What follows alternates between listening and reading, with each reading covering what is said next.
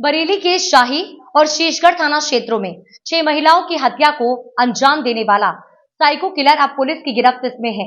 आरोपी की गिरफ्तारी के लिए पुलिस की 22 टीम जुटी थी, तो साथ ही 1500 सीसीटीवी कैमरों की मदद इस गिरफ्तारी को अंजाम देने के लिए ली गई। पुलिस पूछताछ में आरोपी ने बताया कि वो अपनी सौतेली मां के व्यवहार से परेशान होकर साइको किलर बना और महिलाओं को अपने निशाने पर लेने लगा।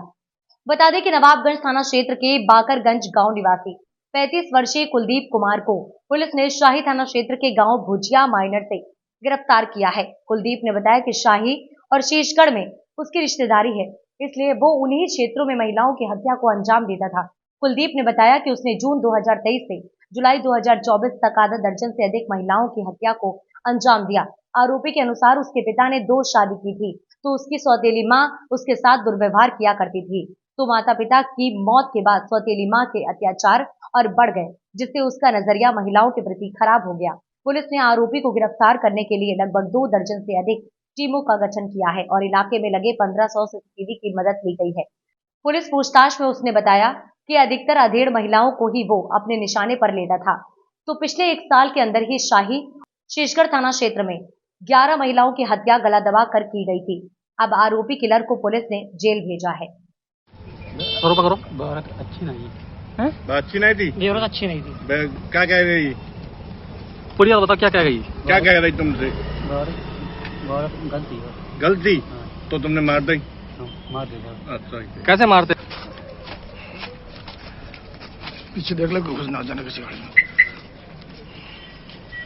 चलो बताया कि इसकी एक जनरल छवि ये है कि ये शराबी किस्म का आदमी है और ये घूमता रहता है पूरा दिन। सुबह घर से खाना खा के निकलता है और शाम को 7-8 बजे घर वापस पहुंचता है।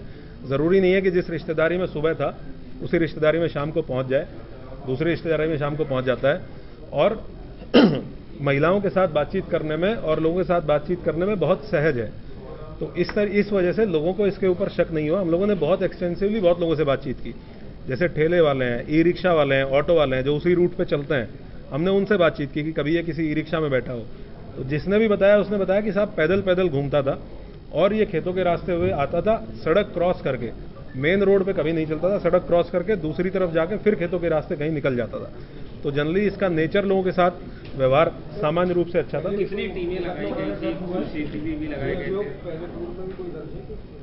नहीं, इसके ऊपर पूर्व का आपराधिक इतिहास इसका नहीं है। किस तरह से ये हाथ में आया, ये किस तरह से गिरफ्तार किया, कितनी टीमें लगी थी, कितने कैमरे लगाए गए थे? हम लोगों ने पिछले महीने जब घटना हुई 3 जुलाई को, उसके बाद अपने कैंप ऑफिस पे एक वॉर रूम तैयार किया, जिसमें जितने लोगों को इन घटनाओं की जानकारी थी उनसे पूरा इनपुट लिया गया।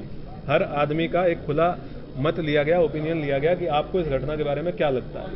कुछ ओपिनियन अलग तरह के आए और हम लोगों ने उसमें अलग अलग टीमें बनाई, कुछ इंडिविजुअल घटनाओं पे काम करने के लिए, और 22 टीमें हम लोगों ने कुल लगाई थी इस संभावना पे काम करने के लिए कि ये घटना किसी एक व्यक्ति के द्वारा सारी घटनाएं कारित की गई हों। पहली बार किसी घटना में मैप बनाया गया था पूरा? जी, हम लोगों ने इसको गूगल अर्थ का यूज करते हुए, मैप्स का यूज करते हुए पूरी घटनाओं की प्लॉटिंग की। सर, क्या इस पूरी घटना में क्या ये कभी किसी महिला के सेक्सुअल असॉल्ट केस ने कहीं सेक्सुअल करने की कोशिश की थी? इसने जो इससे पूछताछ में बात प्रकाश में आई है, प्रयास इसने सब में किया है।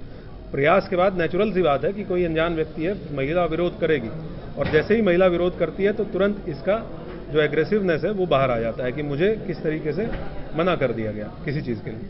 ये किसी भी चीज़ के लिए इसको अगर मना कर दिया जाता है तो ये एग्रेसिव हो जाता है, और उसी एग्रेसिवनेस में फिर ये घटनाएं इसके द्वारा कारित की। जो घटनाएं हुई थी उस मामले में भी री-इन्वेस्टिगेशन होगा, क्योंकि इसका और उसका बिल्कुल मॉडस ऑपरेंडी से एक सा है। जी, जितनी घटनाएं जिसमें मॉडस ऑपरेंडी सेम है वो हमारी अंडर इन्वेस्टिगेशन है, ये भी अंडर इन्वेस्टिगेशन है। हम लोग क्योंकि इसमें बहुत लोगों ने काम किया है तो एक टीम गठित करके इन सारी घटनाओं का एक टीम से इन्वेस्टिगेशन कराएंगे और इसको पीसीआर लेके उन घटना स्थलों पे भी ले जाएंगे कि अगर ये तस्दीक करता है कि उन घटना स्थलों पे ये था तो हम पूरे एविडेंसेस कलेक्ट करके उन घटना के बारे में भी इससे जरूर शामिल करेंगे। जेल गए हैं तो जो पूर्व में लोग जेल गए हैं उस मामले में अब लगता है कि इंसाफ मिल जाएगा अगर ये खुला? वो मैं आपको इन्वेस्टिगेशन के दौरान आपको जैसा जैसा होता रहेगा मैं आपको अपडेट करता रहूंगा, लेकिन ये मैं आपको अश्योर कर रहा हूँ कि हम लोग इन्वेस्टिगेट कराएंगे। सर, पहली घटना कौन सी कबूल की? ये पिछले साल जून 2023 की घटना है, जिसमें जो मैंने आपको भी डिटेल में दिखाया, वो घटना भी इसी तरीके से महिला की, इसके द्वारा लगभग 55 साल की महिला की हत्या की गई थी। 2 मिनट में आपको प्रयासों के बारे में बताना चाहूँगा, क्योंकि ये घटनाएं पिछले 1 साल 2 महीने से लगभग घटनाएं हुई हैं। पिछले 1 साल से पुलिस के अधिकारियों, कर्मचारियों, सभी पुलिसकर्मियों के द्वारा बहुत मेहनत से काम किया गया। उनके नाम मुझे दे दो।